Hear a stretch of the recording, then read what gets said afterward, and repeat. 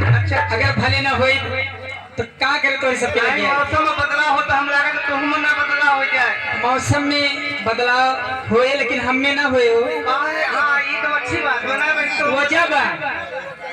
वजह बा हाँ काहे कि हमरे मालिक ना हाँ हमरे लगे रहती ना है, यही नाते हमार मौसम एक के बराबर चलत है। कहाँ रहते हो? हमारे मालिक चला के बहनी। चला गए। हाँ अरे कहाँ सऊदी अरब में कि कहूँ और कहाँ पे है? कुवैत गए कुवैत। अच्छा अच्छा हाँ। ये ना नहीं ठीक बा। ए दीदी हाँ हो मैं अपनी बड़ी बहन से बात करना चाहूंगी। जी जरूर। हेलो ये बताओ हाँ कहाँ रुका हुई बड़की दीदी? बड़की दीदी आप करीब बात दूसरे नंबर पर ही हुई। अच्छा ये बताओ हाँ। और भले हो अगर भले ना हो तो तुम्हार घर भूखे ही आए। ए बहनिया हाँ अरे देखो कहियो अनजान में फ्रेंड ठोक डालो। हे भाई कहना का बा हो का कहना बा देखा अरे आज मिले हैं मोहे के मिला बा तो हे हो के अरे आज मिले हैं मोहे सांवरिया हो अरे आज मिले हैं मोहे सांवरिया मोरी छम छम बाहे ओ मोरी छम छम बाहे आयलिया मोरी छम छम बाहे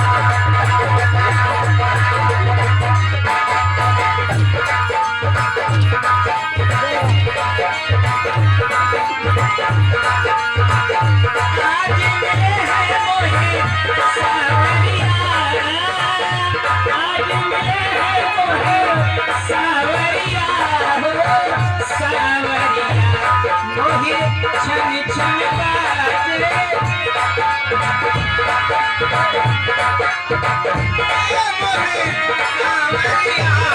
आज मिले हैं मोहे सांवरिया मोरी छम छम बाजे आयलिया मोरी छम छम मोरी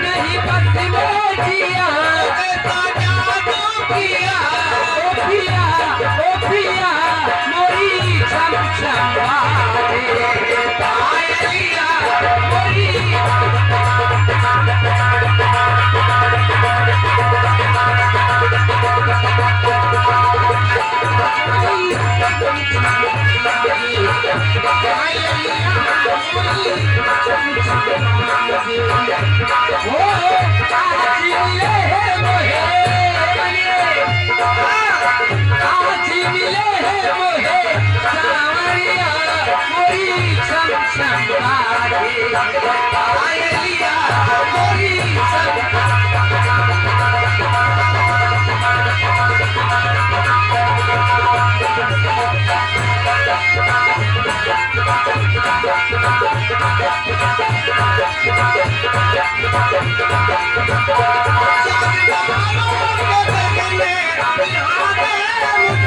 आज मिले बना ले